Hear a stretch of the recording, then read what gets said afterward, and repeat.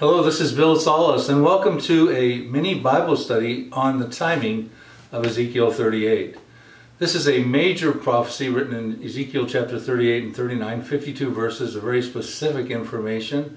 Many of us are watching for it to happen fairly soon because we're seeing things in the world develop with relationships that are strong between Russia and Iran, and then Turkey's in the news with the hatred of Israel. These are participants in this prophecy. But what is the timing of the event? Some people believe it could happen at the present time, a now prophecy, no more preconditions. I disagree with that view. I'm going to present why I believe it's going to happen before the tribulation, but not necessarily right now at the present time. I believe there's a few preconditions that have to be dealt with before Israel will be able to, this prophecy will find fulfillment as specified. Some people actually believe it happens at the time of Armageddon. A few others, like Andy Woods and Joel Richardson, will put the beginning of this event in the first half of the tribulation, but the conclusion of the event at the time of Armageddon. One of the reasons I believe that it's a pre-tribulation event is because we're told in the prophecy that Israel, after the victory, will be burning the weapons for 7 years. This is an argument put forward by Dr. Ronald Fruchtenbaum and Dr. Ron Rhodes. Dr. Ron Rhodes writes this in his book called Northern Storm Rising. The theory would be Israel could burn the weapons for 3.5 years before the tribulation. They could burn the weapons for 3.5 years into the tribulation. But at the middle point of the tribulation, even Jesus Christ warns in Matthew 24, when the Antichrist goes into the temple, does an abominable act, he warns the Jewish people to flee immediately when they see that happen. So we don't suspect they would be stopping to burn weapons on the way. If anything, they'd be stopping to pick one up and to use it to defend themselves. Anyway, anybody who talks about Ezekiel 38, who has a knowledge of it these days, realizes that it's a very critically important prophecy, no matter what the timing is. This is the event that the Lord is going to put the nations on notice that He is the covenant-keeping God of Abraham, Isaac, and Jacob, the promise-keeping God to the believers. We're told in Ezekiel 39:7, after the Lord stops this invasion supernaturally with an earthquake, fire, hailstone, and brimstone, it'll be clear that it was stopped by the God of the Bible. He says, I will make my holy name known in the midst of my people Israel, and I will not let them profane my holy name anymore. Then the nation shall know that I am the Lord, the Holy One in Israel. This is the marquee event that the Lord has chosen to put the world on official notice that He is the holy God of the Bible. So we are all clear that this is a very important prophecy, but what about the timing? I don't believe it's a now prophecy. I believe it's a next prophecy. I believe it happens after certain events start to happen. In my book called The Now Prophecies, I categorize the unfulfilled prophecies into 3 different categories. Now, meaning those prophecies that could find fulfillment at the present time. They lack preconditions. Next would be those that come after the nows that have a few preconditions, and I believe Ezekiel 38 has some. We'll show you what those are. And then after that you have the last prophecies like the tribulation period, the Antichrist. They're coming soon, all these prophecies, but they have some significant preconditions. Let's look at Ezekiel 38 a little bit here. They comprise what I call an outer circle. You'll see that there are arrows pointing in this circle toward Israel, but none of these nations share any common borders with Israel. I call them actually an outer ring in my Psalm 83 book. They've never been Israel's notorious enemies, but they will form an alliance. We believe it's spearheaded by Russia to come and invade Israel, it says, in the latter days. But observe that they're not sharing common borders with Israel. I think that's significant to note. The prophecy, the participants, because they're mentioned by their ancient names by Ezekiel the prophet, he talks about Gomer, Meshech, Tubal, Togarmah, Persia, Put, Cush, Magog, etc. The modern day equivalents of these you see listed up on the map behind my head, which you can't see, but that would be Russia and the southern steppes of Russia, we believe, Turkey, Iran, Ethiopia, Sudan, Somalia, Libya, probably Algeria, Morocco, Tunisia. This is a general consensus of who's involved in that prophecy. Their mandate, their goal, the description Israel has to be in is described in Ezekiel 38 verses 7 through 12, and until Israel is meeting these descriptions, I don't believe this prophecy can find fulfillment. But here's what we're told in those verses. It says that the Israelites will be regathered from the nations in the latter days. They'll be brought back from the sword and into a land which has long been desolate. And of course we see that that has been going on over the last 70 years. Israel is now celebrating its 70-year anniversary as of May 14, 2018. But what about these other descriptions that we have to have, Israel has to be meeting in order for Ezekiel 38 to find fulfillment? They must be dwelling in the midst of the land. We talked about that. They must be a peaceful people that are dwelling securely without walls, bars, nor gates, having gold and silver and acquired livestock and goods, a very wealthy nation possessing great plunder and booty, because we find out that's what Russia is putting its coalition together to come after. We believe Russia would be the leader of this coalition. Most of us would say that. So this is now Israel, in my estimation, is not living in these conditions just yet, peacefully, without walls, bars, nor gates, with that kind of bounty that Russia would come after, although Israel, of course, is becoming very wealthy, having discovered natural gas, etc. But let's talk about the hard thing to get around is that partition wall, a pun intended. This is a 400-plus mile wall that keeps Palestinian terrorism out of Israel proper. At some points it's 20 feet high and it's filled with concrete. The verse reads in Ezekiel 38:11, "You will say, I will go up against a land of unwalled villages. I will go to a peaceful people who dwell safely, all of them living without walls and having neither bars nor gates." And Israel today has got walls all around it. Matter of fact, the Middle East is the most fenced-in and fortified region in the world, and Israel is the most fenced-in and fortified country within the Middle East. Now, the Hebrew words used for dwelling securely by Ezekiel are yeshav v'thak, and they mean dwelling securely, and he gives us a precedent for that. I'll direct your attention to it in just a minute. But not because of land for peace deals, but because Israel will have won a war and defeated their enemies, and now they can dwell securely, no longer having that threat, is what I believe Ezekiel is telling us with the true definition of those terms. So if Israel is not dwelling securely at the present time, when will they? And Ezekiel tells us in Ezekiel chapter 28, verses 24 through 26, he says, "Thus says the Lord God, when I have gathered the house of Israel from the peoples among whom they are scattered, and am hallowed in them in the sight of the Gentiles, then they will dwell in their own land that I gave my servant Jacob, and they will dwell safely," Yeshab Batak. "They will build houses there and plant vineyards there. Yes, they will dwell securely there." Again, the Hebrew word is Yeshab Batak. And then he tells us when. He says, "When I execute judgments on all those around them who despise them, then they shall know that I am the Lord their God." Does Israel have people around them who despise them that will have judgments executed upon them? And the answer to that question is yes. And they happen to be listed in a different prophecy called Psalm 83. This is a confederacy, an image of them, those people around them that despise Israel. You've got Lebanon to the north, you've got Hezbollah inside of that country with 150,000 missiles pointed at Israel. We believe Syria would be involved, Iraq, Jordan, the Palestinians, of course, Saudi Arabia, Hamas, Egypt. These appear to be the countries listed in Psalm 83 by Asaph, the psalmist. They voted against their being in Israel in 1947. They came to war against Israel in 1948, 1967, and some of them in 1973. So this is another prophecy that with the people around Israel that despise Israel, that I believe judgments are going to be executed upon them, and we'll talk about those judgments in just a moment. Now, you saw the outer ring map. This is an inner circle map. These are the countries by their ancient names of Gebal, Tyre, that would be Lebanon, Philistia, that would be where the Hamas are. This is an inner circle. They share common borders with Israel. They've been Israel's notorious enemies from time immemorial. And you've got the Edomites and the Ammonites and the Moabites, and those are in Jordan today. We'd call that Jordan today. And Assyria would be Iraq, and Syria, we would say today.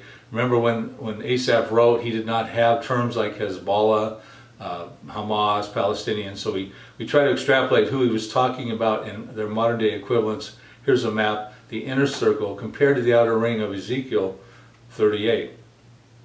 I want to pose a question to you initially for those who, especially who believe Ezekiel 38 could happen now at the present time. I recently wrote an article, it's on my website at prophecydepot.com. It says Iran is in Ezekiel 38, of course under the banner of Persia.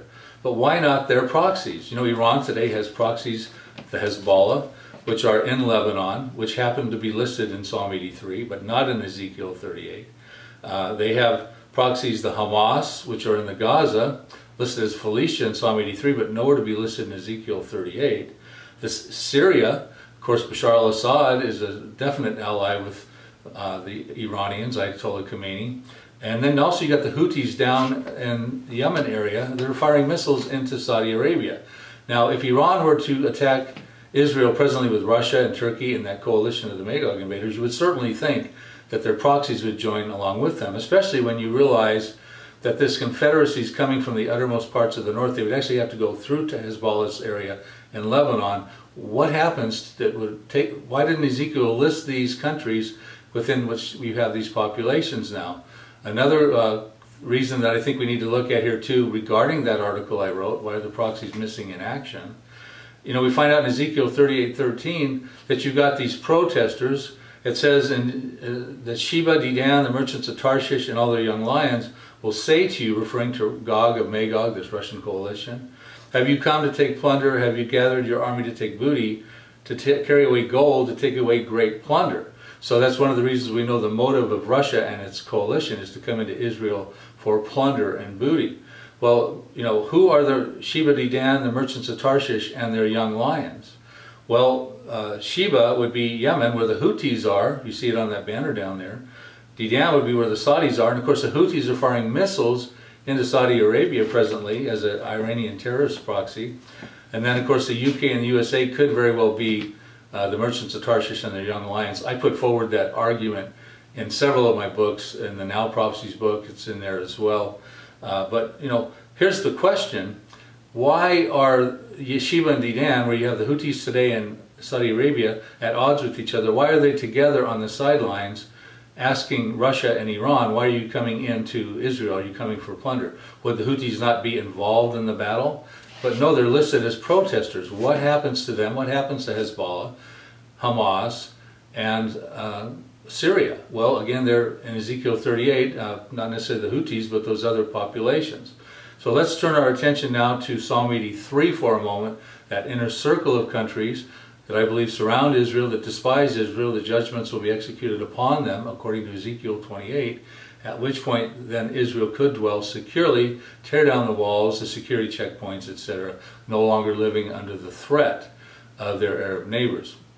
I'm not going to read the whole psalm to you. It's in my book called Psalm 83, The Missing Prophecy Revealed, How Israel Becomes the Next Mideast Superpower. But it starts by saying in verses 1 through 5, do not keep silent, O God, do not hold your peace, and do not be still, O God, for behold, your enemies make a tumult, and those who hate you have lifted up their head. They have said, taken crafty counsel against your people, and consulted together against your sheltered ones. And here's what they have said. They have said, come and let us cut them off from being a nation, that the name of Israel may be remembered no more, for they have consulted together with one consent. They form a confederacy against you. So we see we've got another coalition here that's not coming for plunder and booty, but they're coming to wipe Israel off of the map, and we find out in Psalm 83 verse 12, they're coming to take over the promised land, the pastures of God, for themselves its possession. So we have this confederacy, this inner circle of countries that share common borders with Israel. They want to destroy the nation of Israel and take over the promised land. So here's, in a nutshell, what is being said there. They have said in Psalm 83 verse 4, let's cut them off from being a nation, that the name of Israel can be remembered no more. Those countries you see lined up on the left side, Lebanon, Hezbollah is there, Syria, Jordan, we talked about them earlier. And their goal is they want to fly, it appears to be, take over the land for themselves, make it another Arab state, fly the flag of Palestine over, take the pastures of God for their own possession, and give a place for those Palestinian refugees, which I believe are listed as the tents of Edom in Psalm 83, verse 6. Tents biblically usually represent refugee conditions. So they're listed as the tents of Edom, and they have ethnical representation in the Palestinians today. So what will happen to these belligerents in Psalm 83? The Lord stops Ezekiel 38, but we have a different battle going on, a different victory for Israel in Psalm 83. And I believe we get a connecting prophecy dealing with those people around Israel that despise Israel. The judgments will be executed upon them in Zechariah 12. Verses 1 through 6, Zechariah 12:6 says, in that day, and I believe this is referring to the time that Israel wins this war against their Arab neighbors, the governors of Judah, or in some translations the captains, the Hebrew term is eluf, and that elufim, and that's even the name for the lieutenant commanders in Israel's defense forces today, leaders of the IDF. It says, in that day, those leaders of Judah will be like a fire pan in the woodpile, and like a fiery torch in the sheaves, and they shall devour all the surrounding peoples on the right hand and on the left hand, but Jerusalem shall be inhabited again in her own place, Jerusalem.